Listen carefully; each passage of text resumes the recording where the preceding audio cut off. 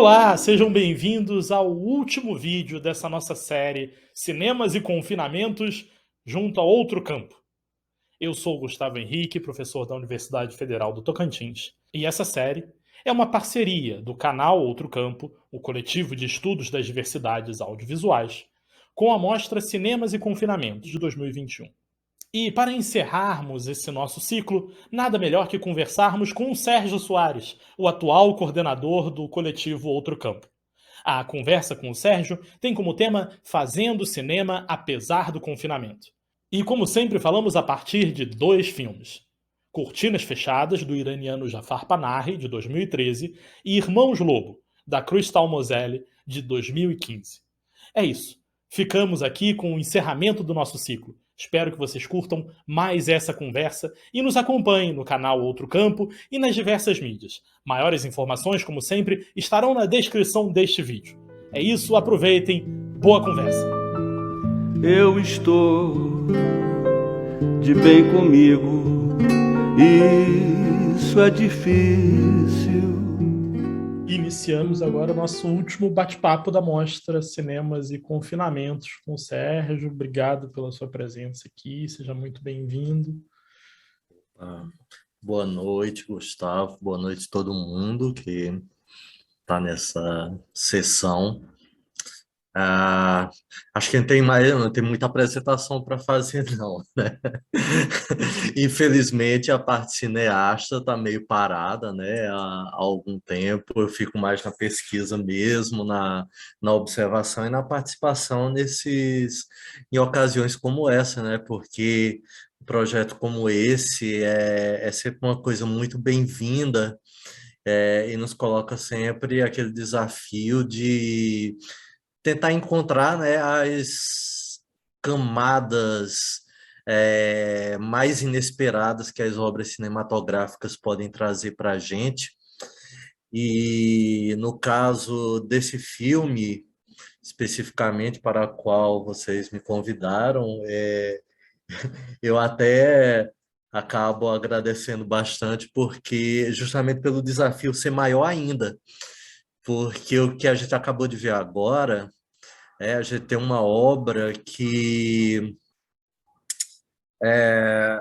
amplia muito mais essa questão das múltiplas camadas, porque eu acho que a primeira coisa que os Irmãos Lobo nos coloca é aquela brincadeira, aquele jogo, aquele xadrez para a gente descobrir o que é ficção e o que é documentário, né? Particularmente, eu acho isso sempre muito interessante, mas não é algo novo de forma alguma no cinema contemporâneo. Cada vez mais essa brincadeira tem acontecido, né? E ela é muito perturbante sempre, né? E, assim, depois eu quero saber a percepção de vocês, de quem está aqui presente e tal. Mas eu vejo assim, eu caí na pegadinha com esse filme. Eu comecei a assistir com a clara certeza de que eu estava diante de uma simulação de documentário, né? Um falso documentário. Até fiquei assim pensando, eu estava assim nos primeiros minutos do filme e eu achava assim todos os atores muito parecidos.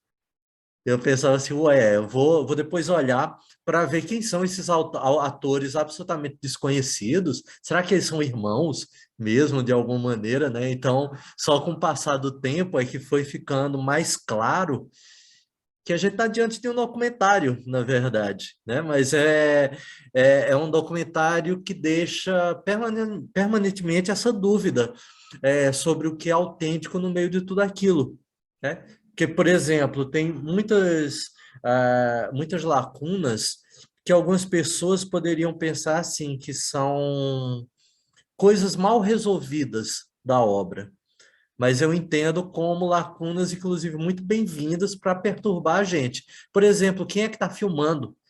Quem filma cada registro daquilo? Porque a gente tem vários registros, né?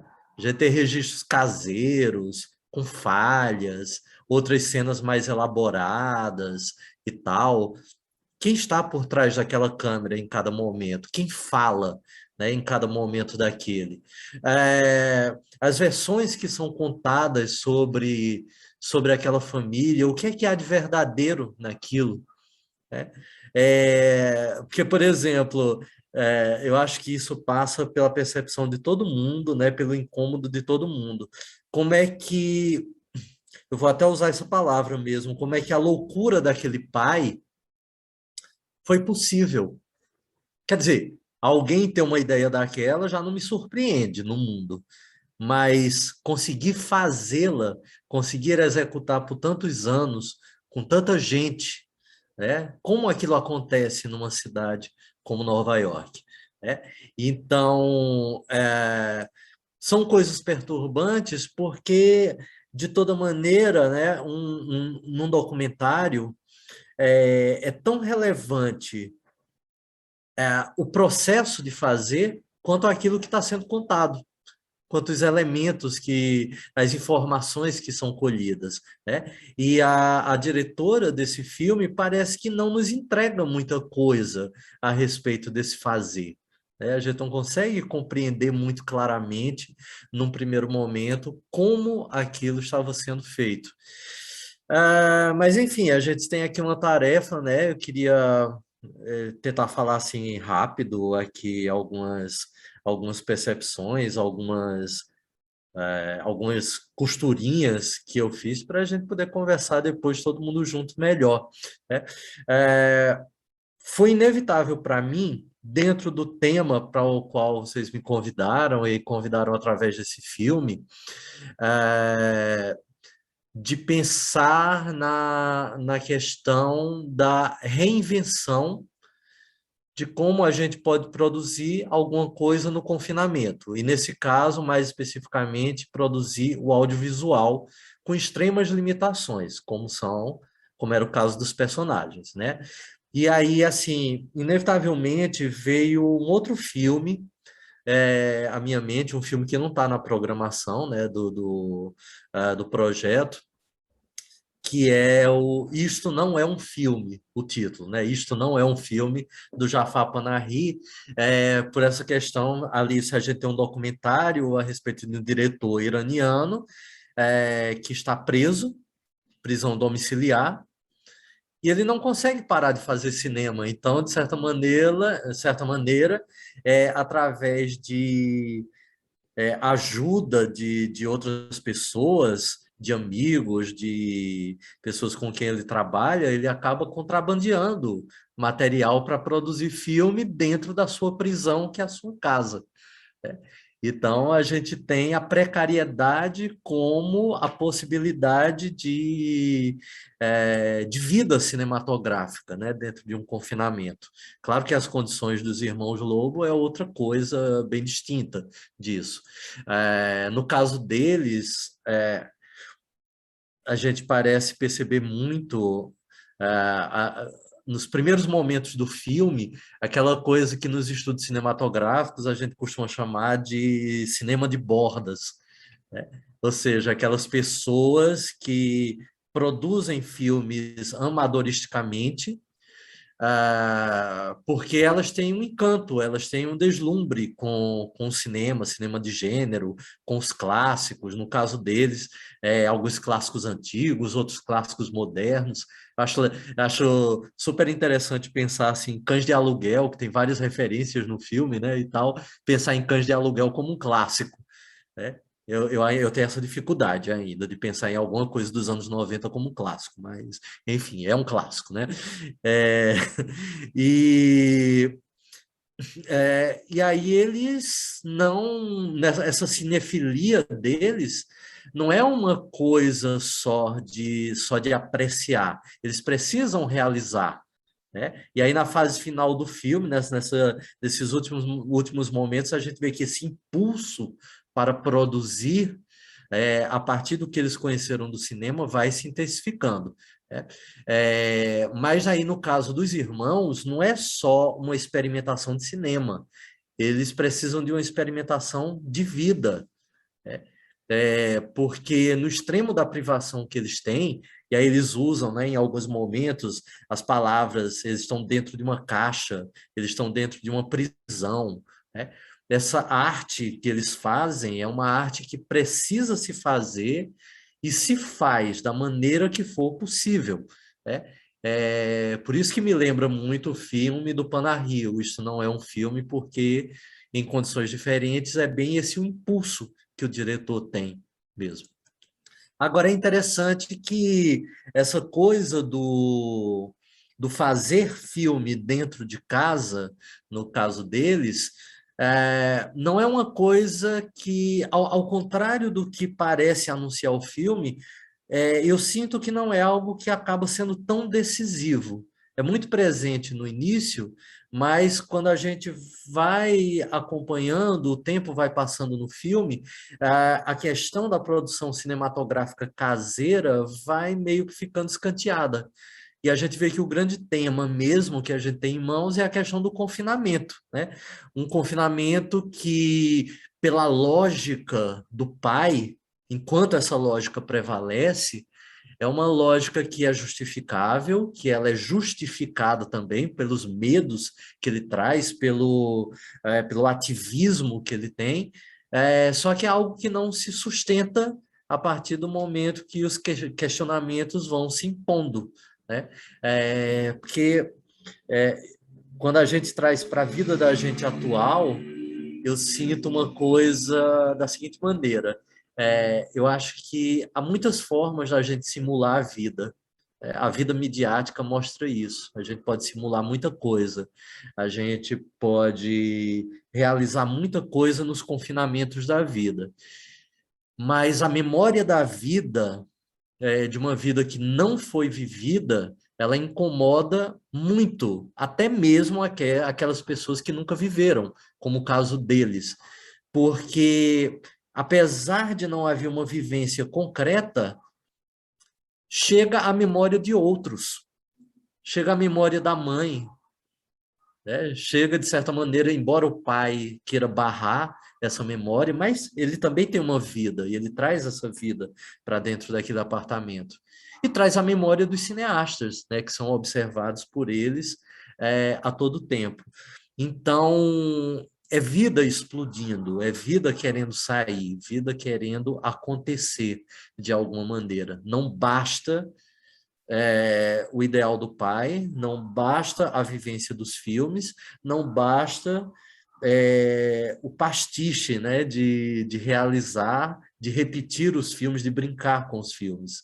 É preciso, em algum canto, para eles e para nós, é preciso viver mesmo, concretamente. Tocar, encontrar a luz lá fora, e realizar na vida, né? Essa é uma coisa que eu queria deixar assim, mas como eu disse, eu não queria me prolongar e queria começar o quanto antes um diálogo mesmo aqui com vocês. Tem outras coisas assim que eu percebo sobre o filme, mas se aparecer pelo caminho, a gente vai conversando. Certo. Bom, obrigado, Sérgio. Dizer que o chat está liberado, reforçar quem quiser abrir a câmera, quem quiser perguntar pessoalmente, quem não quiser, mas quiser mandar um comentário, uma pergunta pelo chat, também fiquem à vontade. Só para comentar, né, o Jafar Panahi, é o diretor do filme que a gente viu ontem, né? E o Sérgio falou do Isto Não É Um Filme, que é de 2011, não é? Acho que o Isto Não É Um Filme é Eu de não sei, 2000, a data... porque, se eu não me engano, ele recebe, o Jafar Panahi, como o Sérgio colocou, ele sofreu uma punição, né, do governo iraniano que o proibiu de fazer filmes por 20 anos, por 2 décadas. E essa punição eu lembro que foi em 2010, então por isso que eu estou comentando que eu acho que o Isto Não É Um Filme de 2011, que é o primeiro filme que ele faz depois dessa punição, né, que tem esse caráter mais documental. E aí a gente, até para não ficar exatamente 2 documentários juntos, né, a gente pegou o segundo filme que ele faz depois da punição, né, que foi o filme que a gente viu ontem, que é o Cortinas Fechadas, que acho que tem um pouco do que você comentava também, Sérgio, que é dessa questão de que, em alguns momentos, a verdade se mistura com a ficção, né? Só que nele é o contrário, né? É uma ficção na qual o próprio diretor, né, o próprio Panahiva, aparece no final. Digamos que o final do filme assume um contexto de realidade em relação à atualidade dele, mas dentro de um filme de ficção. E aí é curioso quando você comenta do caso de hoje, né, que o filme começa com essas cenas filmadas por eles, com essa coisa dessa matilha, né, dos irmãos Lobo, Sim. dessa matilha fazendo refilmagem, e aí você vai entendendo, e é engraçado como a história vai crescendo, né? De início parece muito uma coisa uma questão alternativa, que tá todo mundo ali, né, nessa tá todo mundo, as cenas são sempre deles felizes, né, as imagens, e depois você vai entrando nas camadas da história. Então acho que tem uma proposta ali da diretora que de fato não aparece, né? Ela não dá as caras, não aparece, e você não entende muito Ah, exatamente os momentos que ela tá ou não, porque tem algumas coisas como esse final, né? Esse final é o filme do Mukunda, né? Que é o mais velho, mas que nos dá a sensação de que em algum momento quem estava filmando ali possivelmente é a equipe do documentário, porque tem algumas diferenças de tomadas ali que você, peraí, mas essa é a filmagem dele dentro de casa ou essa é a filmagem de quem está fazendo o filme deles, né? ah. Enfim, deixa eu passar a bola aqui. Eu não sei se o Paulo que está conosco aqui, se você quer fazer um comentário já, Paulo, quer falar alguma coisa? Boa noite, obrigado pela oportunidade, prazer te ver, Sérgio. Também. Foram 2 noites bem intensas, né? Bem tensas também. Né? Eu não li nada sobre esses 2 filmes antes de assistir, né? Eu confiei na curadoria e falei, vamos ver o que dá. E fiquei surpreendido, né? Foi muito intenso. Eu participo de um cineclube e na sexta-feira a gente discutiu 4 meses, 3 semanas e 2 dias. Não sei se vocês conhecem, filme romeno, que também é extremamente tenso, então foi uma semana complicada. Mas eu acho que essa questão eu não chamaria de solidão, né? Mas esse confinamento, essa tensão de você estar vivendo sob uma situação de opressão, né, em situações totalmente diferentes, mas todas situações de opressão e tensão constante, né? Isso tudo feito antes dessa pandemia, né?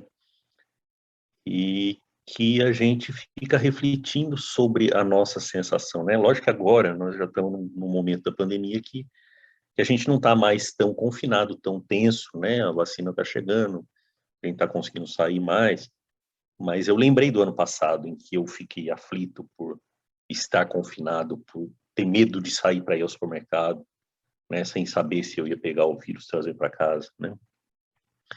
Então foi muito incômodo assistir esses filmes, né? Foi muito tenso, né? Não só pela construção da narrativa, mas pela sensação de estar confinado, né? Então eu acho que a gente precisa refletir muito sobre essa situação de estar preso numa sociedade que nos obriga a ficar presos, né? Toda essa mostra que vocês organizaram, que eu achei fantástica, não consegui ver todos, mas os que eu vi foram muito bem escolhidos, eu acho.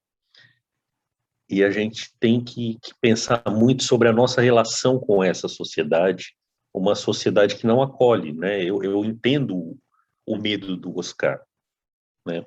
A preocupação dele de proteger a família de uma situação de tragédias que podem acontecer.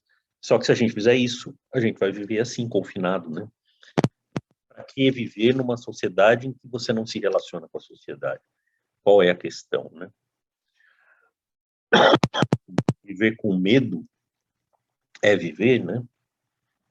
Eu acho que são muitas reflexões filosóficas que a gente traz dessas situações de confinamento, né? A gente faz cinema para quê? Né? A gente faz cinema para trazer o mundo para dentro da casa da gente, ou para mostrar um mundo que a gente idealiza, um mundo que a gente enxerga da nossa perspectiva, né? Então, eu acho que são reflexões muito importantes da gente fazer. Eu acho que a gente podia passar um mês conversando aqui sobre isso e não ia acabar a conversa.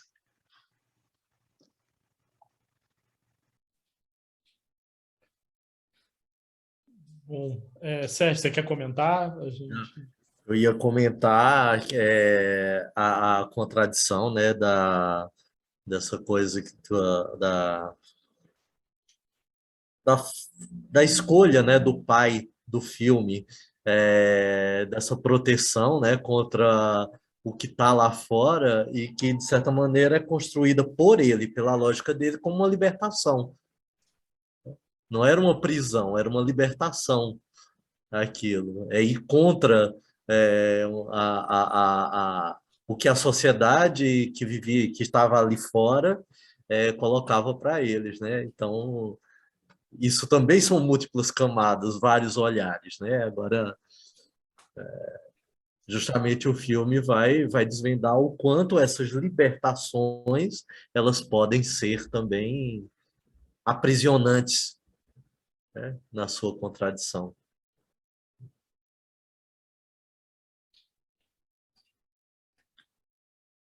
Bom, Guilherme, você quer falar alguma coisa? Tem alguma pergunta de início? Sim, na verdade, eu ia, né, comentar algumas coisas sobre o filme de ontem, e aí eu fui, né, eu só fui conferir agora, né, porque o Cortinas Fechadas, né, que acontece ainda nessa situação de que o Panahi estava em prisão domiciliar. Acho que ele não está mais, até porque isso já tem alguns anos. Eu acho que ele já não está, mas ele também estava proibido de filmar, o que torna aquilo... Só um comentário rápido, se a informação que eu chequei da última vez estiver correta, ele saiu da prisão domiciliar, mas a proibição de filmar continua. Inclusive, então, embora depois disso já tenha lançado outros dois filmes, né? Sim. Mas no caso desse, né, do Cortinas Fechadas, né, aquela casa é dele. São duas casas dele, né? Tem o apartamento que a gente vê em Teherã, que é o que está no Não É o Filme, né? E aquilo que é uma espécie de casa de praia, né? Que ele tem ali. Tanto que os cartazes, né, que aparecem ali, moldurados, são as obras dele, né? As obras dele das suas reverberações internacionais, né? Porque a gente vê justamente os cartazes ocidentais aparecendo ali. Tem um italiano, tem um francês, tem um espanhol também. Eu ia justamente comentar que o ator, né, que faz esse filme, ele co-dirigiu o filme com o Panahi, e ele também co-roteirizou o filme e também já havia feito o roteiro de outros filmes anteriores do Panahi. Mas aí agora, né, eu fui procurar no Google para falar o nome dele corretamente. Bom, falar corretamente, certamente não, mas pelo menos tentar, né? O Kambuzia Partovi, e eu acabo de descobrir que ele morreu de coronavírus ano passado. E, assim, a gente realmente não sabia disso, mas, bom, o Irã foi um dos países que também teve, né, uma epidemia bastante descontrolada e da qual se tem muito poucos dados.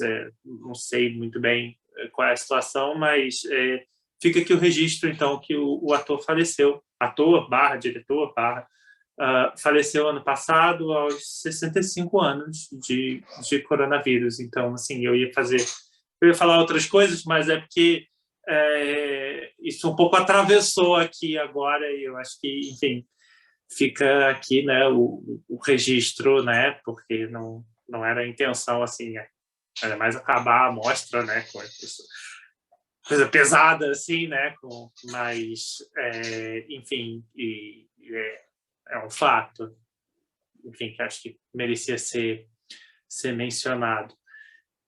Quanto aos dois filmes, eu acho que a gente vê uma situação, em certo ponto,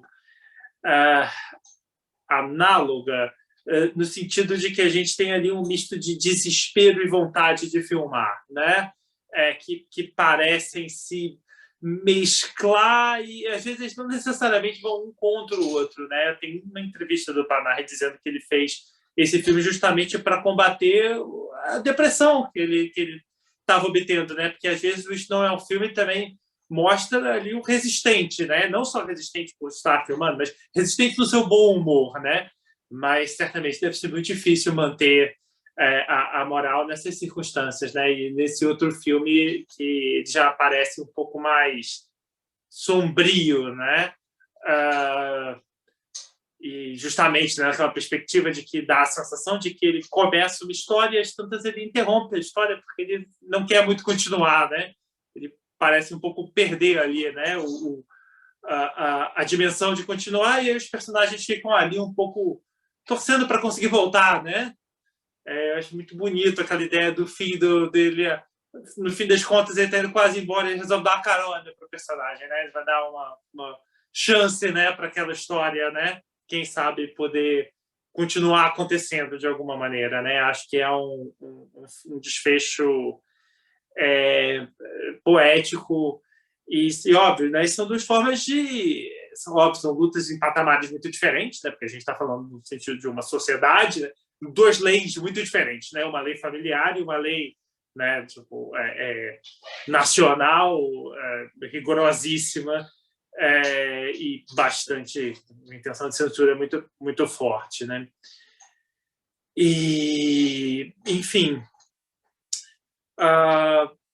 mas tendo, enfim, feito esses comentários, o que eu queria perguntar para o Sérgio é justamente sobre isso que ele comentou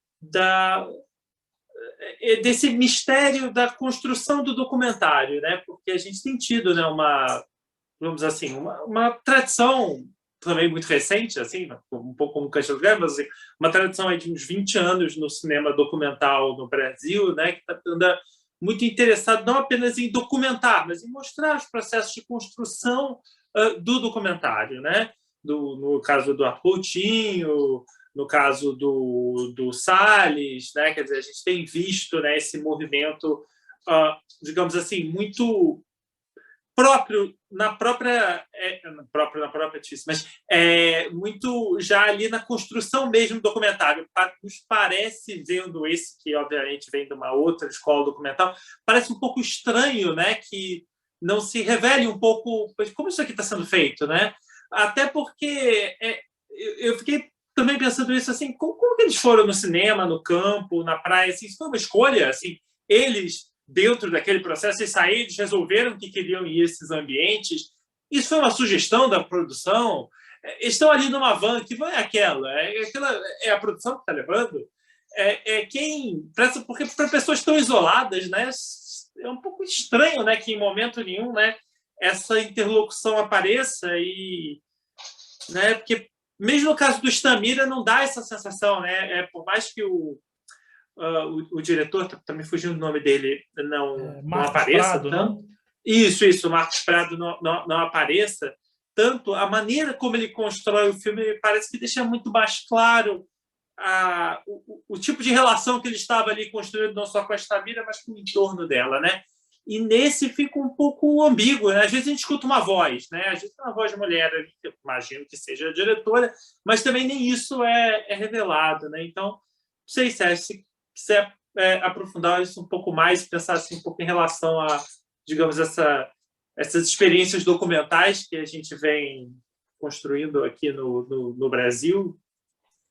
Pois é, no Brasil e em outros lugares também. No Brasil, os autores que você citou, né, levam isso a um nível quase extremo, né? O Eduardo Coutinho acabou caminhando para esse lado. Eu acho que ele revela muito uma questão por trás disso.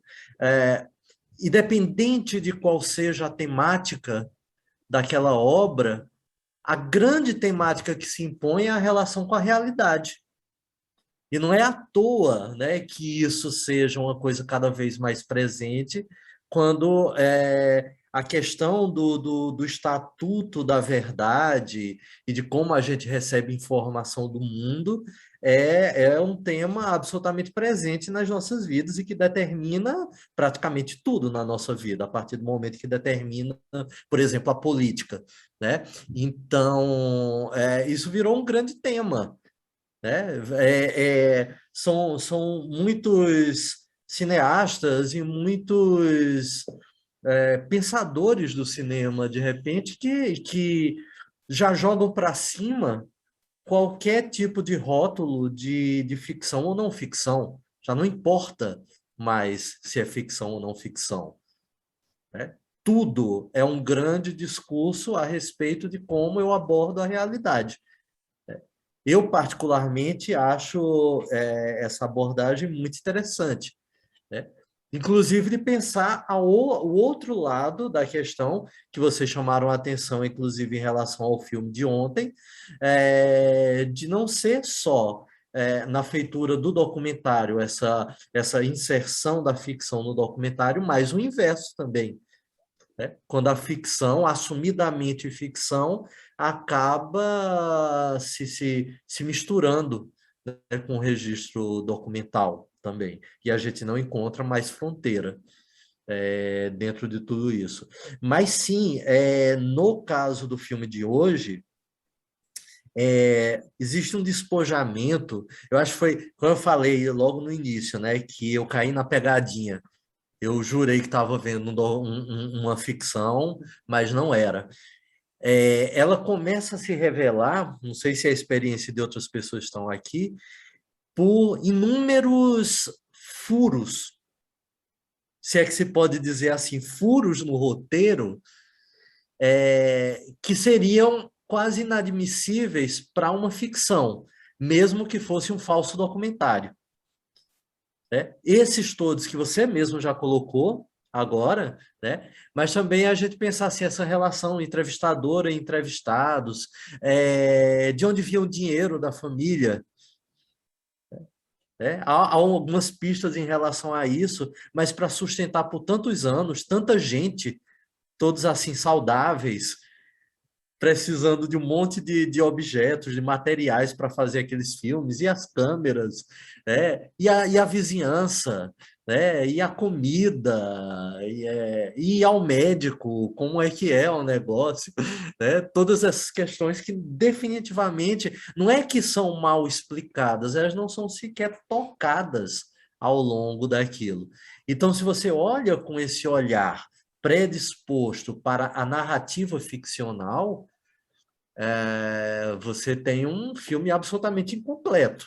Se você olha como um discurso despojado, né, sobre essa relação entre o que é ficção e o que não é ficção, inclusive na cabeça dos personagens, não é só o que a gente está vendo acontecer, né? A cabeça do pai é uma grande ficção, na verdade, que se mistura com uma realidade que ele cria. Então, a mistura está em todos os níveis ali. Então, quando você percebe que o assunto é esse, na verdade, você perdoa esses furos, porque é como se a diretora não tivesse acesso a determinados materiais, ou ela tem focos a dar.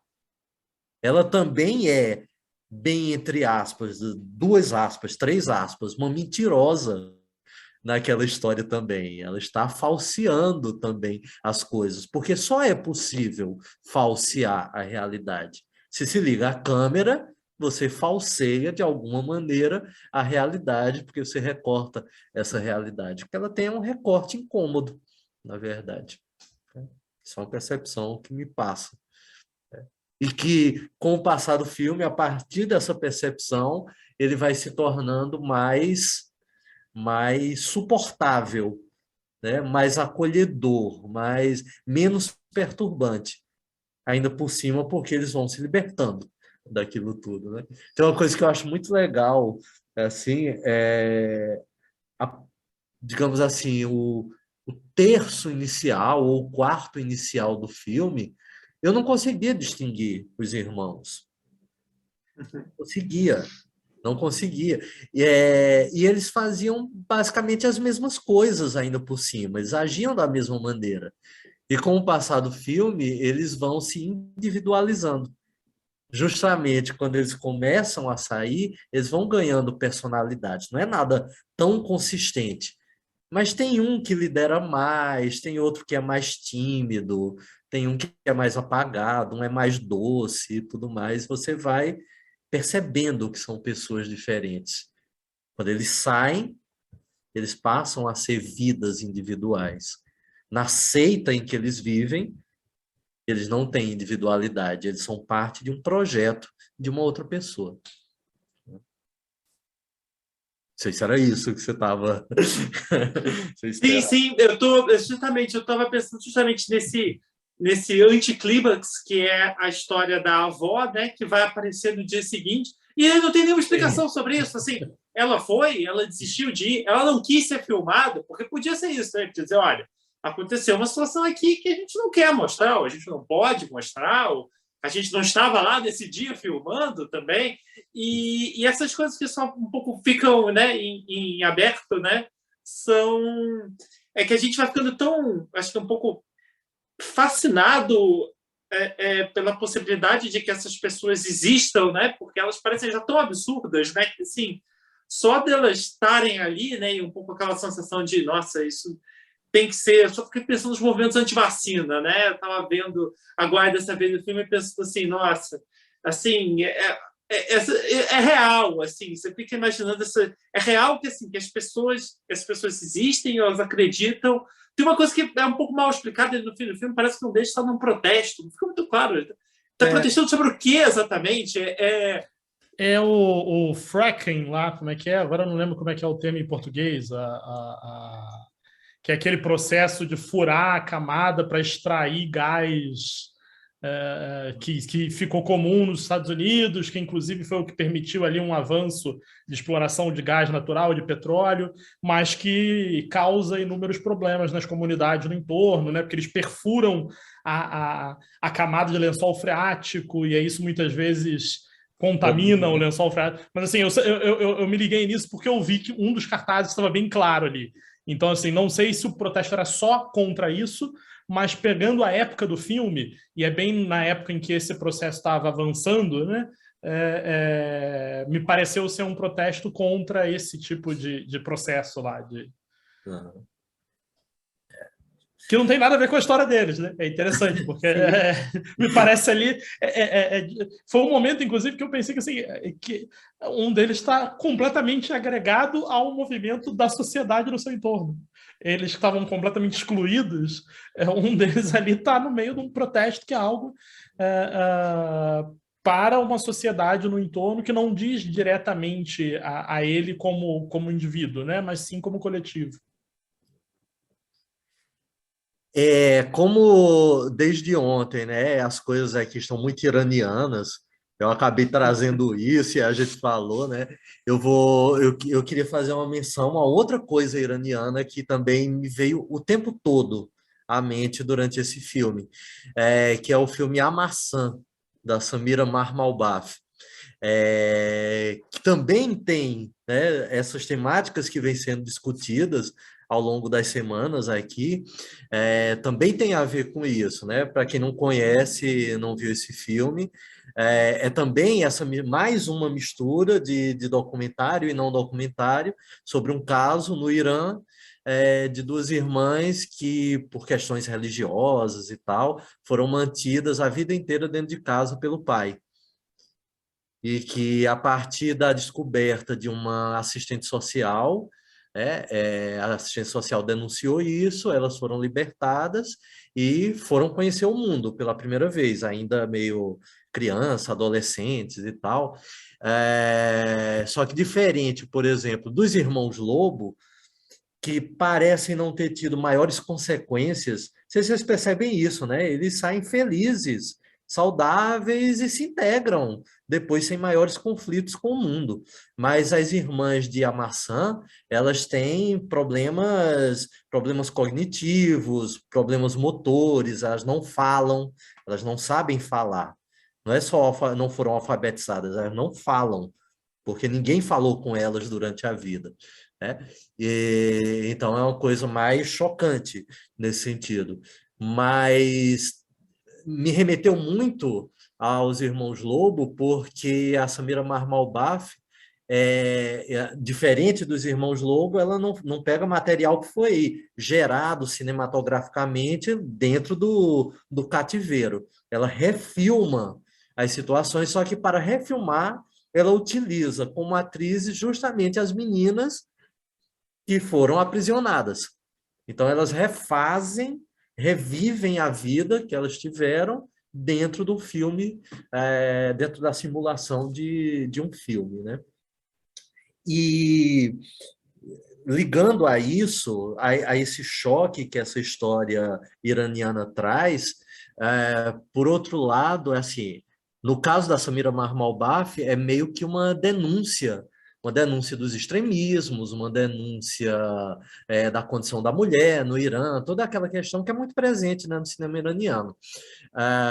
Ou seja, como se ela denunciasse, tá, é um caso excepcional, mas a violência contra a mulher, sobretudo, é muito presente.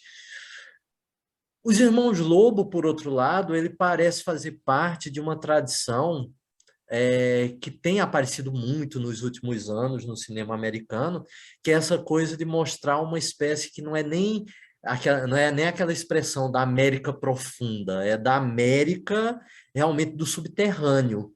A América, né? Ou seja, você tem ali Nova York e num determinado apartamento aconteceu aquilo e ninguém sabe. Famílias distorcidas, famílias adoecidas, crimes, não é o caso desse exatamente, mas crimes absurdos acontecendo, é como se na espreita, nos porões das residências americanas acontecessem coisas bizarras e que são expostas para o mundo, né, através do cinema.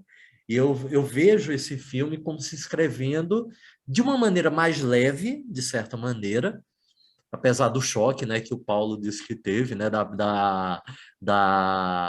esqueci a expressão que ele usou, da tensão, né, da tensão que o filme traz, mas, bom, é um filme que acaba se encaminhando para um final feliz, né, e eles sempre sorriem com tudo aquilo. De vez em quando questionam o pai, mas no final o pai tá junto também, né? Na filmagem final, lá está o pai participando também. Então ele acabou sendo readaptado por todas as transformações que a família trouxe. Mas, enfim, é uma tradição documental que tem aparecido muito no cinema americano. É muito assim, a América Dodói, né? E eles, assim, loucos, cinema louco, para expor todas as estranhices que acontecem nos Estados Unidos.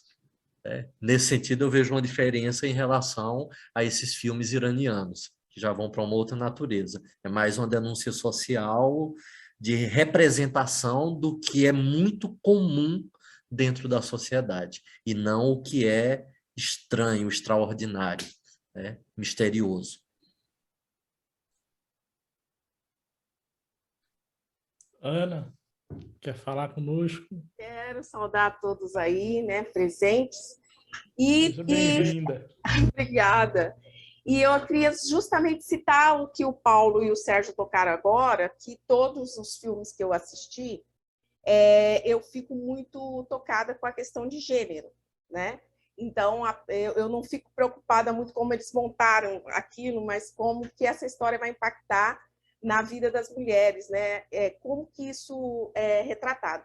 Então, nesse sentido, eu fico feliz que o Paulo tenha sentido esse incômodo, porque todos os filmes que trouxeram, né, quando a gente viu aquele O Castelo da Pureza, né, nós tínhamos sempre um homem com o poder, né, patriarcal, Ele, a partir do também, como o pai da família dos irmãos Lobo, ele também acreditava que ele ia isolar a família dele e que essa família estaria protegida, né?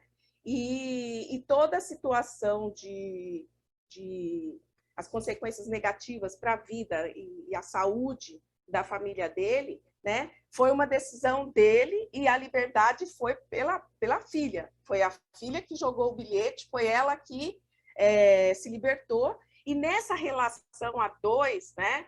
A mãe sempre se apaixona, no momento em que eles são jovens, eles fazem projeto de vida, de casamento, tem essa situação da Cinderela, né? Porque ela acha que ela vai viver com aquela pessoa, vai viver num castelo, que eles vão ser felizes e vão construir uma família super feliz.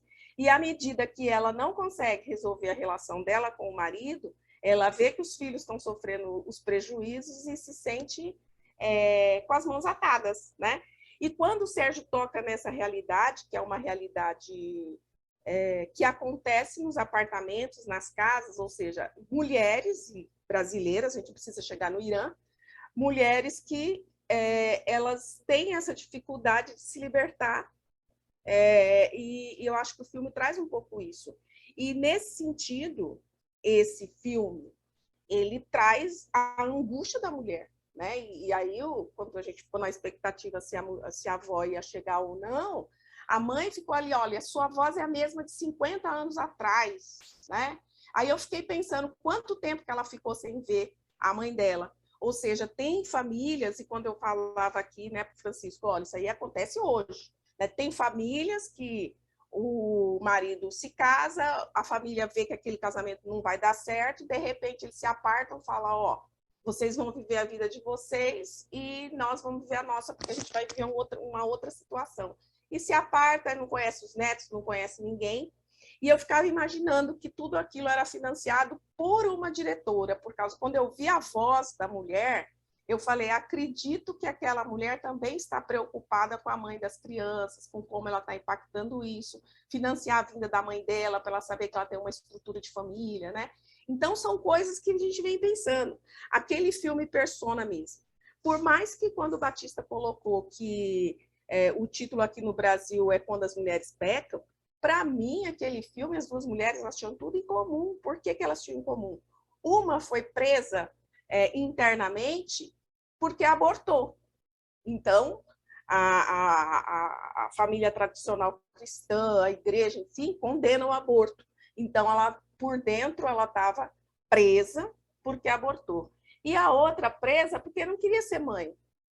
De repente, ela rasga a imagem da criança, e as mulheres, né, que não querem ter filhos, elas não podem anunciar que não quer ter filho. Se você nunca teve filho, você vai querer ter filho, você não vai querer. Quer dizer, fica uma coisa que a sociedade acredita que nós nascemos mulheres para ser mãe e que isso daí é um destino normal. Então, de repente, uma pessoa também entra tem muita depressão pós-parto, né?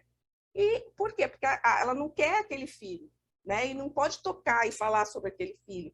Então, são duas prisões. Uma porque a mãe não pôde assumir a maternidade porque não se relacionou bem com essa situação, e a outra porque abortou, ficaram presas, né, na vida por conta disso. Então, são temáticas assim situações de confinamento lidas, né, por mim nessa relação, na situação da mulher, né, nesses filmes, que são bem interessantes. E ontem eu fiquei olhando para aquela situação que efetivamente o irmão, o marido, ou seja, alguém que chegou ali naquele apartamento e disse que a moça ela tinha uma propensão ao suicídio, né, e que ela precisava ser monitorada. E aí um ficou monitorando o outro, mas na realidade a frase que ficou, ela falou, uma pessoa que está presa entre as cortinas de uma casa, a única situação que ela tem para a vida dela é o suicídio. Então, acontece também de mulheres se suicidarem, a pessoa fala, gente, ela tinha tudo, o marido dela era tão bom, né? Por que foi que ela se suicidou? Então, assim, são coisas que trouxe assim, muito incômodo para mim. Eu acho que quero agradecer, né, o Guilherme e o Gustavo pela escolha dos filmes, e assim, são questões que que nos tocam bastante. E agradecer, Sérgio e Paulo, por vocês terem tocado nessa situação. Falei, bom, agora eu vou falar, porque eu tenho pensado isso o tempo todo, né? Esses filmes têm me trazido esses questionamentos. Obrigada.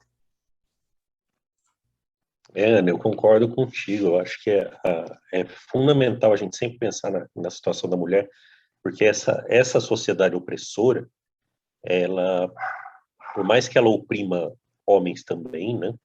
Esses rapazes aí são vítimas de um pai que não tem noção da convivência social, né? Mas as mulheres sofrem muito mais, né? As mulheres sofrem em dobro, porque elas têm responsabilidades que são atribuídas em relação à família e também sofrem uma opressão natural das sociedades que são machistas, que são misóginas, né? E essa questão da avó chamou a atenção, né? Isso seria o grande momento emocional do filme, né? E de repente a gente fica privado disso. Peraí, e a avó? Eles conheceram a avó veio, não veio, né? Como é que você vai tirar? Primeira coisa que eu pensei, você vai tirar uma mulher de 88 anos de Michigan e levar para Nova York? Olha a responsabilidade disso aí, né? É lógico que não dá para você levar 10 pessoas para Michigan também, é complicado, né? Mas são questões que ficam, que demonstram, né, toda essa opressão, toda essa dificuldade da mulher, né? E eu fico pensando, né, por que essa mulher ficou tão longe da família, né? Que foi opção dela ou foi pressão do marido, né? E outra coisa que eu acho fundamental nessa relação aí,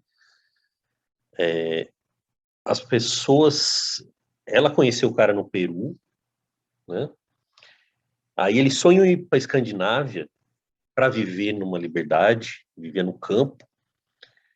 Só que o lugar que eles escolhem para começar a vida é Nova York, que é uma contradição absoluta desse sonho deles.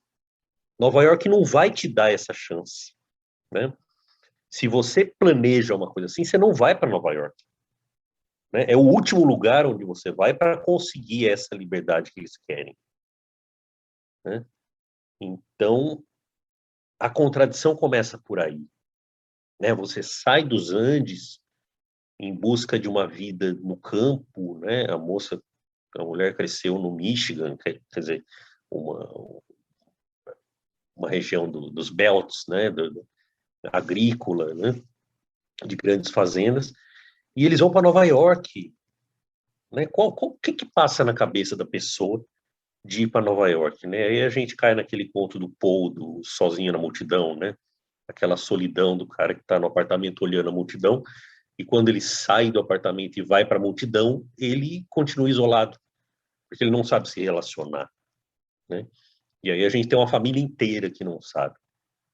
Como o Gustavo falou, o filme leva a um final meio feliz, né? Dá uma libertação. Mas também que liberdade é essa, né?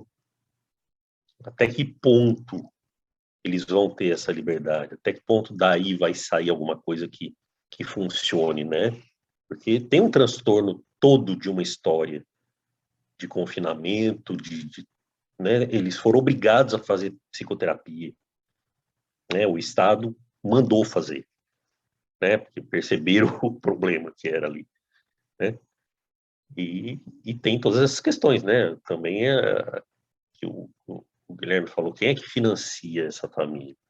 Será que o auxílio que o Estado paga para ela ensinar os filhos é suficiente para isso? Né? O pai não trabalha, os moleques não trabalham, quer dizer, o que está acontecendo ali? E outra questão, né, que o Guilherme falou, o documentário em si, ele sempre é ficcional, não tem como não ser. Desde Nanook, né? Michael Moore, a gente vai pegar qualquer documentário, ele é ficcional. Eu lembro que uma vez, numa aula, eu passei o Zelig, meus alunos. Aí acabou o filme, o pessoal perguntou se era verdade. né? Porque a narrativa documental dá uma sensação, né? Como o Sérgio falou, ele começou o filme sem saber o que estava vendo, se era ficção. Eu tive a sensação, logo que entrou os créditos, eu tive a sensação que era um documentário.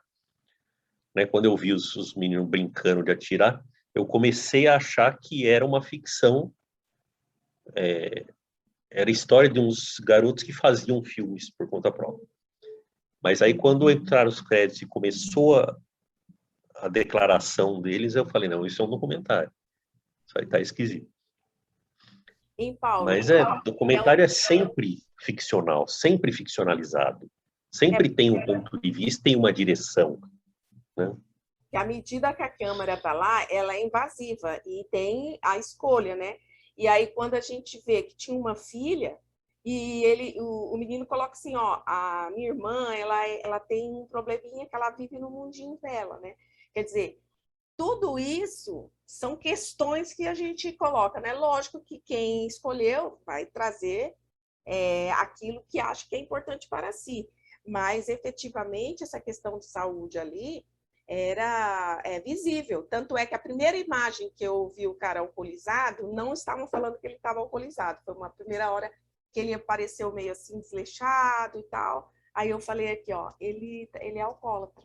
E aí essa mulher apanha ali nas portas fechadas, enfim, e quando o menino tranca o pai dele, que o pai, aí sim eles declaram que o pai era alcoólatra, aí ele vai e tranca o pai num quarto. Fico imaginando, quem está nesse quarto? Será que a mulher está lá dentro, né? Quer dizer, então, a minha atenção era justamente assim, pensar a situação dessa mulher, dessa menina, né? E naquele filme lá do Castelo da Pureza, a menina e o irmão, eles passam a se relacionar, se atrair, né, sexualmente, eles se atraem um ao outro. Então, quer dizer, um homem alcoólatra em casa e um monte de meninos e uma menina sozinha, quer dizer, é tão complicado, tanta coisa que vem à cabeça. Gente, a vida de sociólogo é um sofrimento, porque a gente imagina só coisa ruim, né? Então, quando a gente vê que é realidade, que o filme é um documentário, é lógico, com todos os problemas, mas são situações mesmo para a gente estar pensando nesse confinamento, nessa situação de uma sociedade capitalista que as pessoas pensam que elas vão encontrar realidade numa vida alternativa e simplesmente elas estão reproduzindo, porque teve uma frase de um dos filhos aí, que é o que foi colocado aí, em algum momento a gente não sabe a identidade de cada um, que ele coloca, ele meio que defende um pouco, ele compreende o pai dele, né? Ele tem uma compreensão. E eu tenho medo, assim, um ou outro ele pode reproduzir a mesma coisa que o pai dele fez, se não realmente não tiver esse tratamento psicológico. Pode repetir a mesma dose. Né? Mas, assim, a gente não vai salvar o mundo, mas o filme traz várias questões aí para a gente estar pensando em mudar a nossa relação de vida mesmo. Né? Acho legal. Além Bom, dessa vai lá, contradição do plano de ir para a Suécia e ficar em Nova York, que eu acho assim, é fruto do que há de mais realista na produção. Faltou uma, ou seja, o que aconteceu foi isso, né? Concordo, é questionável que alguém tenha aquele plano e vá justamente para Nova York, mas aconteceu. Foi assim. E aí a cineasta tinha que mostrar o que aconteceu, né? É como planos que a gente traça para a vida da gente e de repente a gente se vê numa situação que assim, não foi nada disso que eu pensei, mas deu nisso que eu tô aqui agora.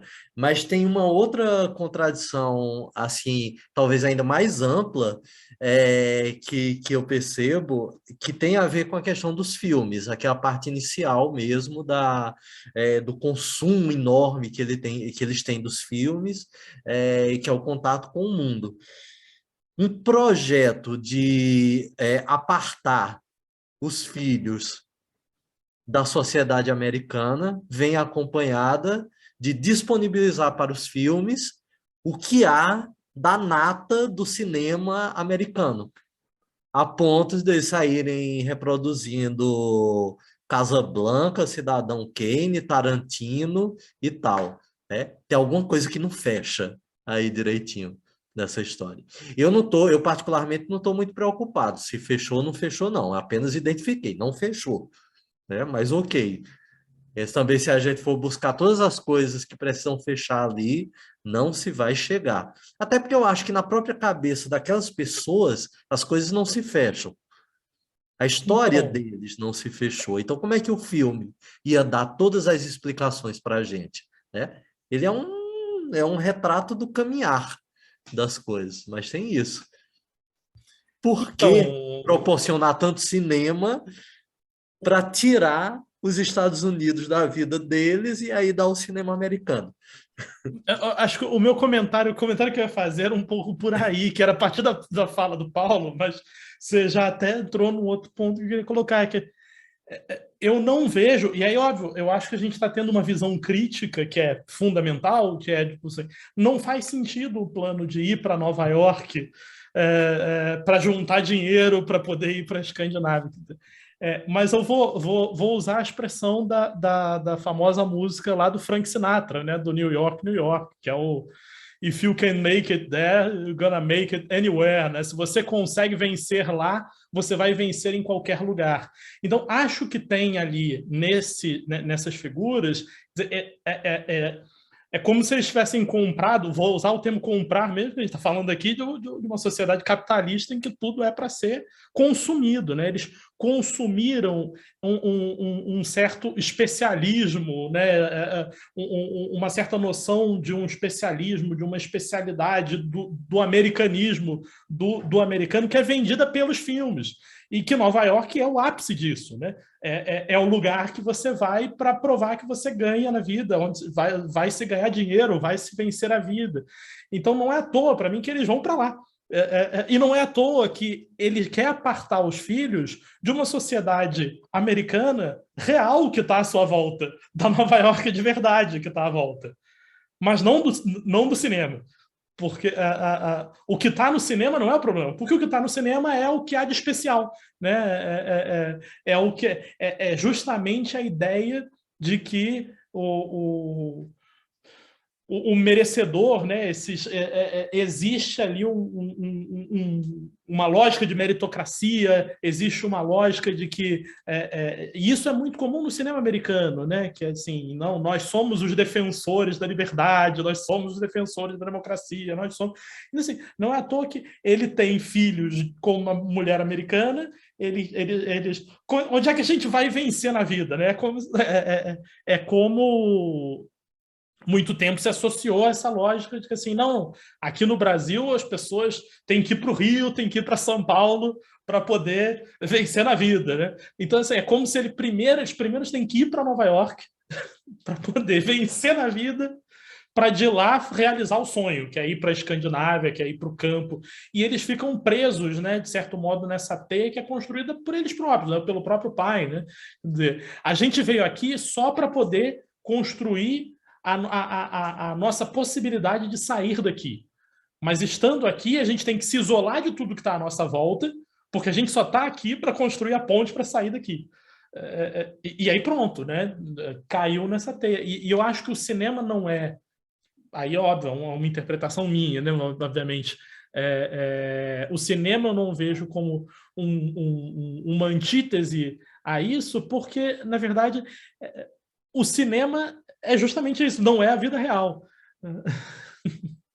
E é curioso, aí é curioso porque a gente viu lá no caso do Jafar Panahi, né, uma força, que aí é uma força governamental, né, que quer o proibir de fazer filmes e que, em última instância, não o proíbe de circular pelo país, mas o proíbe de fazer filmes e de deixar sua voz chegar para fora, mas que não consegue. E aqui, nesse caso menor, a gente tem um pai ali que é como se ele não proíbe os filmes, ou os filhos de fazerem filmes, mas ele também quer proibir esses filhos de terem voz para o mundo à sua volta, né? Quer dizer, de se comunicarem com o mundo à sua volta. E também não consegue, né? Então, em última instância, né, essas relações, essas histórias precisam ser ditas. E aí, é claro, elas precisam ser ditas porque a gente só sabe da existência deles porque essas histórias foram ditas, né? E aí a pergunta fica, quantas dessas histórias não existem ou continuam existindo? E eu vi, até em função dessa questão do filme, eu tinha visto uma reportagem que era de 2018, de que a mãe e os irmãos tiveram contato. Eu não entendi direito pela reportagem, que eu vi por alto, né? Se eles chegaram a ter contato direto com a família ou se eles só foram procurados para comentar, mas que apareceu uma família na Califórnia, ou seja, no outro lado dos Estados Unidos, que vivia na mesma situação, só que com 13 filhos já. Assim, então, essas histórias só vêm à tona porque a gente sabe, assim como a Ana falava, né? A Ana falava da personagem que o Jafar Panahi coloca no filme. Quer dizer, não é à toa, né? Ele está colocando nessa ficção que mistura traços de realidade. Qual é a personagem imaginária dele, né, mulher? É justamente essa mulher que vive com a tensão de estar oprimida na sociedade, que é o que ele percebe à sua volta, né? E eu acho muito curioso quando eles colocam aquela figura da mulher com o filho, né? Da mãe com o filho que está procurando pela irmã. Que é um pouco esse momento de você entender se ela é real, ela não é real. Ah, então era ela que estava ali, né? E aí fica claro, não era. Aquela que está ali é da imaginação dele. Mas exatamente como essa mulher da imaginação dele, há outras. A outra que poderia estar ali naquele momento, né? A outra que está sendo procurada da mesma forma, que sofre da mesma forma. Então, acho que uma coisa que eu fico pensando é quantas pessoas não estão nesta situação ainda, né? Enfim, a gente já vamos para uma outra questão. Mas aí, então, o Guilherme, acho que quer falar alguma coisa. Não, eu queria comentar algumas coisas. Primeiro, do que a Ana disse, de que, e além de tudo, né, a filha, né, a irmã, que eles dizem que tem algum comprometimento, é a personagem totalmente silenciosa, né? Quer dizer, a gente não escuta essa pessoa, é a única que não se posiciona, não fica realmente também claro até que ponto efetivamente há uma dimensão ali de comprometimento, ou simplesmente ela não quer ou não lhe dão a palavra. Tem uma questão aí também, né? Agora, além de tudo isso bem interessante, queria levantar assim, mais duas questões assim que ficam ressoando para mim. A primeira, e eu acho essa cena muito angustiante do filme de ontem, né, que é o cachorro assistindo ao massacre de cachorros, né? É dizer, aquela cena é muito impressionante, né? Quer dizer, aquele cachorro ali sentado no sofá, meio impassível, e estão passando aquelas reportagens, né, da matança dos cachorros. E eu não sei, não tenho um argumento exatamente sobre essa cena, mas eu acho uma imagem muito forte. Aquilo é uma imagem muito forte para mim. E a outra coisa que de alguma forma, acho que me impressiona, porque também é um pouco curiosa, é que esses meninos que tiveram, digamos assim, essa super educação na cultura de massa hollywoodiana, de repente ele vai fazer um filme e, ingenuamente, eu imaginava que ele faria um filme que ia ser um novo Cães de Aluguel, que ele ia fazer outra coisa daquelas, que ele ia fazer tipo todas as reproduções que ele faz dos filmes, né? Quer dizer, a versão ali tosca, até curiosa, assim, pela inventividade ali de conseguir fazer aquela armadura do Batman e coisa e tal, mas que, assim, que ia soar meio tosco.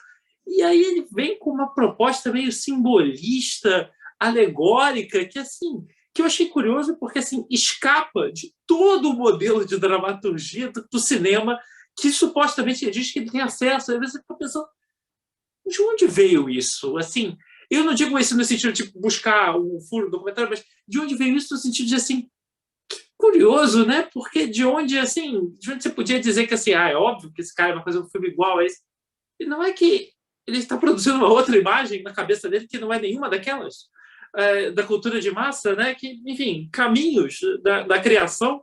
Eu não estou necessariamente dizendo que ele esteja ali fazendo uma obra-prima ou qualquer coisa assim, mas que caminhos da criação, né? Porque olha para onde ele está indo, né? Quer dizer, muito diferente a imaginação, porque o Panahi está ali dialogando com uma imaginação que vai muito direto na realidade, né?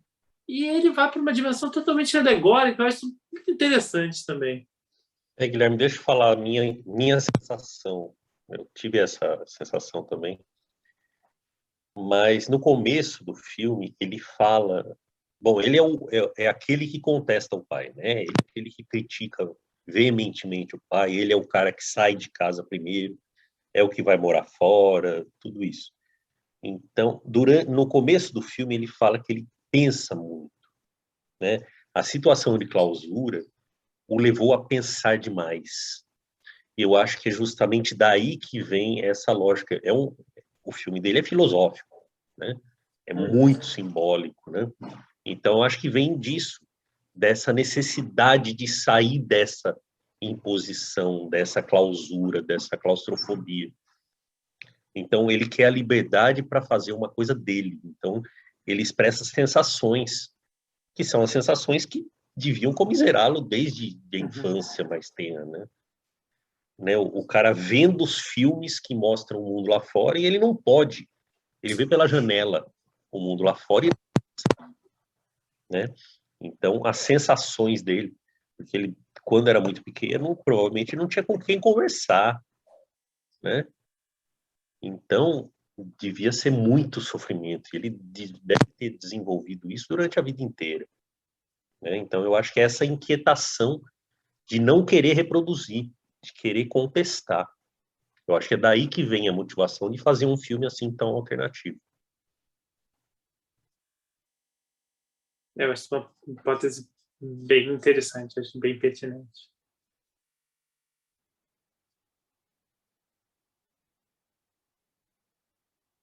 Bom, gente, Gustavo, dá uma olhada aí no chat também. Eu não sei se alguém está escrevendo, eu fico super Não, distraído disso. o chat hoje está mais quieto, né? Teve o comentário do Francisco sobre o cartaz no filme do Panahi, se era em português, né? E o próprio Paulo já respondeu que era da Mostra de Sevilha, né? Então era um cartaz em espanhol.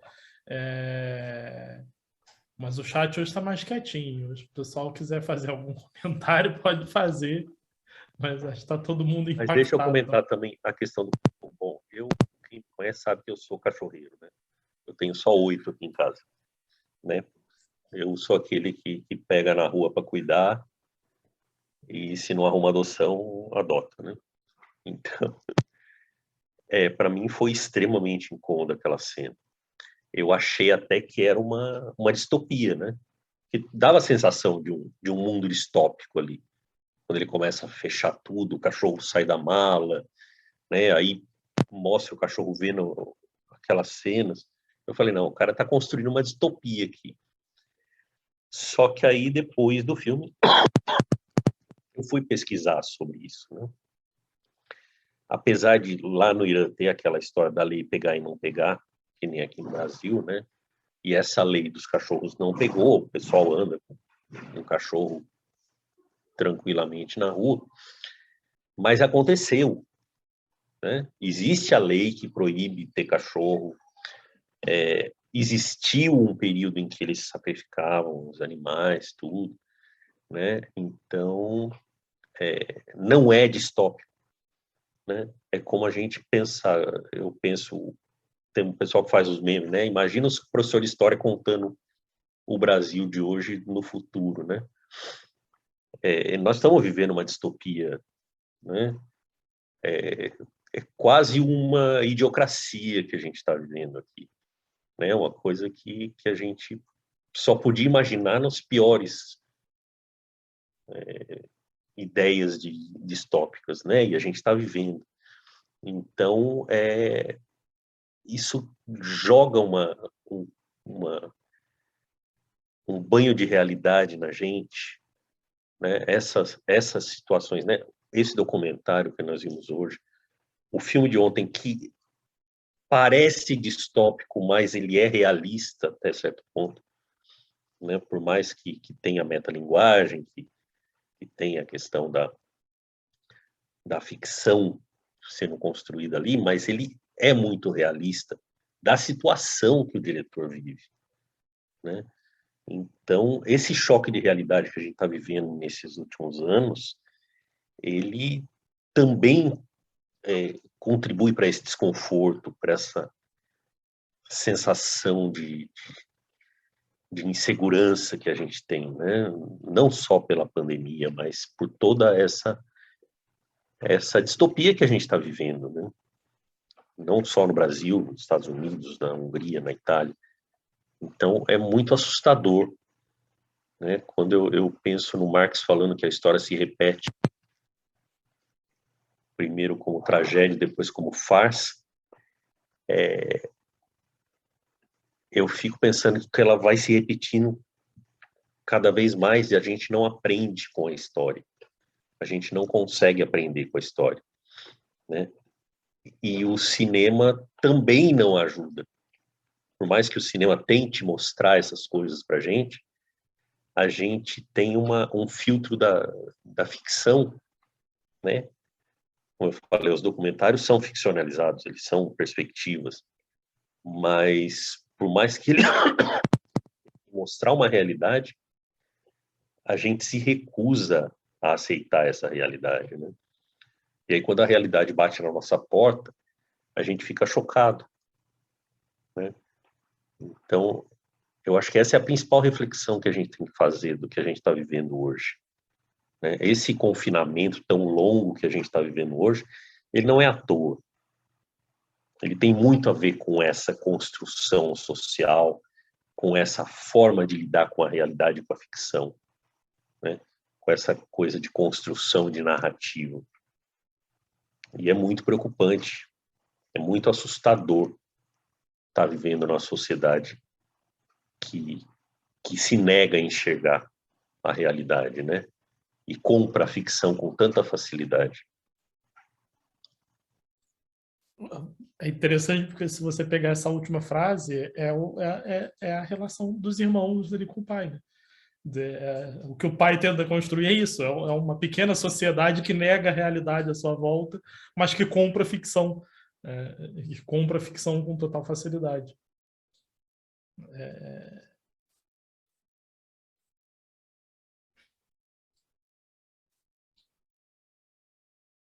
Sérgio, você quer comentar alguma coisa? Por favor, não deixe terminar assim, não.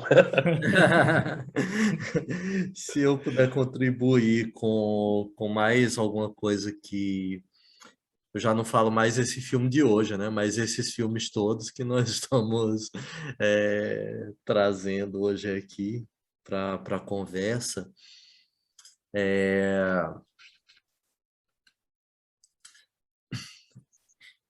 E pegando também o tema, né, da nossa conversa, ou seja, de fazer o cinema apesar de, não é à toa que o Irã tenha aparecido tanto aqui, que esteja na programação e esteja sendo comentado hoje aqui. Sempre foi encantador, né, o que passou a ser feito lá, passou a ser conhecido, eu acho que desde os anos 90, isso se espalhou muito pelos cinemas do mundo todo, o que é feito no Irã, porque a questão da opressão política, político-religiosa lá, acaba levando a outro tipo de contradição, mas uma contradição muito explicável, que é aquilo, não é exatamente que faltem recursos para fazer o filme, falta liberdade para fazer o filme. São muitas regras a serem seguidas para que alguém tenha a permissão para fazer um filme. E apesar disso, aí é por isso que eu estou falando isso, remete ao nosso tema de hoje. Apesar disso, os filmes são feitos. Uhum. E sem querer fazer assim o elogio da opressão, mas eles são feitos da maneira que eles são feitos por causa da opressão. Ou seja, a opressão forçou a uma criatividade extraordinária. E a essa reflexão que a gente já fez aqui várias vezes sobre ficção e não ficção, sobre esse documentário que é tão ficcional e tudo mais, sobre essa falta de um limite entre as duas coisas. Então, para poder falar sobre tudo, o cineasta iraniano tem que se virar com a pequena margem que ele tem para trabalhar. E ele consegue fazer isso, né? Eu lembro disso como também, como eu disse, uma última colaboração que eu poderia dar, da gente pensar no nosso meio mesmo, dentro do Brasil, por exemplo, o que o confinamento forçou a se fazer em termos de audiovisual. Aí eu saio especificamente do cinema, porque o cinema já é mais complicado nesse sentido, mas de se fazer televisão, de se fazer outros materiais audiovisual, de se fazer jornalismo, por exemplo. São coisas que, por um lado, são elogiadas como criatividade ou como um respiro, por exemplo, quando vou pegar só um exemplo, não sei agora dizer exatamente o título, mas a Globo atualmente está fazendo toda uma propaganda a respeito aquelas premiações de televisão que acontecem nos Estados Unidos e que a Globo teve vários indicados e tal para isso. Me esqueci agora qual é o prêmio, mas uma série lá que foi feita dentro da casa dos atores. Então, toda a narrativa foi escrita por eles e foi feita dentro da casa deles. E realmente é algo elogioso, né? É algo interessante de se pensar que sem você poder produzir a televisão, de repente, atores ou produtores ou diretores arrumaram um jeito de fazer dentro de casa. Tudo bem. Mas isso também tem o seu limite. Tem o seu limite estético, tem o seu limite discursivo, né? Que audiovisual é esse que fica se ele se estende muito? No momento emergencial, ok, é a maneira de viver, né? É como os meninos do filme que nós vimos hoje. Tem que se fazer alguma coisa. Não dá para imaginar a televisão que de repente deixa de ter a teledramaturgia porque as pessoas não podem trabalhar em estúdios e tudo mais. Então, que legal que se pode fazer isso. Mas quando isso se prolonga, isso traz consequências muito grandes. Eu acho que o jornalismo é um retrato muito grande disso. Não que a pandemia tenha inaugurado, mas ela transformou isso numa coisa imensa. Um jornalismo, um telejornalismo, porque eu estou falando do audiovisual aqui, em que não há o debate, não há contestação, não há investigação. Há as pessoas que você tem uma pauta, opa, eu tenho uma pauta, eu preciso que tal pessoa fale, tal especialista fale sobre isso, tal cientista de tal área e tal. Então eu entro em contato. Olha, Gustavo, você poderia mandar um vídeo para mim, dando uma declaração sobre isso? Aí o Gustavo vai lá, grava um vídeo, manda para mim, eu edito e coloco no telejornal. Sem que ninguém tenha perguntado nada ao Gustavo, ninguém tenha contestado alguma resposta que ele deu, ninguém tenha interposto uma outra pergunta vinda daquilo. Vem as falas prontas.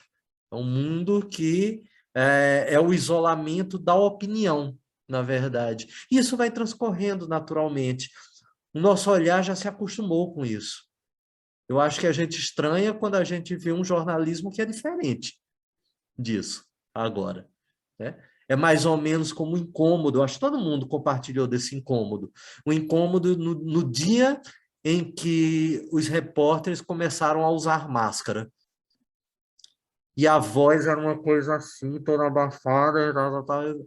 Era angustiante ouvir isso, eu preferia desligar. Hoje a gente não sente mais esse estranhamento, né?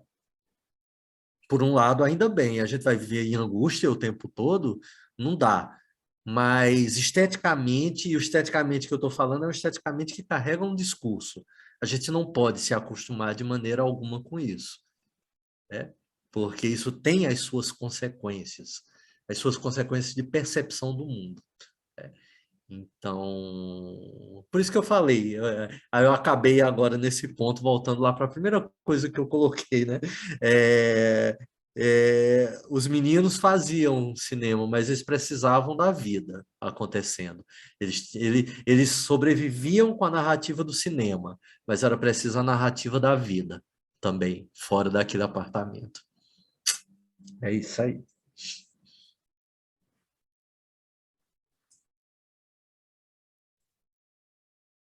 É isso, minha gente. A gente já está chegando aqui, a mais ou menos 1 hora de conversa. Óbvio que se deixar, por mim, eu fico mais um tempo aqui, mas o que vocês têm mais de perguntas? Guilherme, Paulo, está satisfeito? Quer perguntar mais alguma coisa? Guilherme, quer perguntar alguma coisa? Como eu falei, eu ficaria aqui um mês, mas eu tenho aula amanhã cedo, então não posso Tá certo. me prolongar mais. Eu acho que esse desfecho que o Sérgio fez foi excelente. Foi excelente. Só, Gustavo, a gente tem mais de 1 hora. A gente tem 1 hora e 20 Tem 1 hora e 20 já. Então, acho que a gente pode ir encerrando. Pode ir encerrando, que vai dar 11 horas também, né? Hoje, domingo. Acho que a gente pode ir ficando por aqui. Poxa, então, super agradeço ao Sérgio, nosso convidado de hoje, ao Paulo, também sempre participando dos debates, a Ana, que está aqui também. Aproveitar hoje, que é o último dia, e agradecer também, né, ao Gabriel Dietrich, ao Thiago Dalim, a Juliana Santana, ao Leon e o Leon Farneto também, né? E, óbvio, como eu falei aqui agora, ao Paulo, a Karina, várias outras pessoas que participaram de vários debates, tiveram várias vezes conosco, ao Francisco, que escreveu uma série, né, de perguntas e comentários no chat, enfim, e a todo mundo que também só assistiu, só quis assistir, também não é necessariamente precisa se pronunciar, assim, acho que o mais interessante foi ter podido ver os filmes e, óbvio, da minha parte também agradecer a essa parceria com o Gustavo, nessa possibilidade de fazer mais uma mostra depois daquela que nós fizemos uns anos atrás, sobre o Takeshi Kitano, e vamos ver se a gente consegue fazer uma presencial depois, né? Eu quero fazer cinemas e aglomerações. A mostra, eu quero desejar esse tema presencialmente, que a gente possa começar a fazer essa seleção aí de filmes com multidão. Pronto.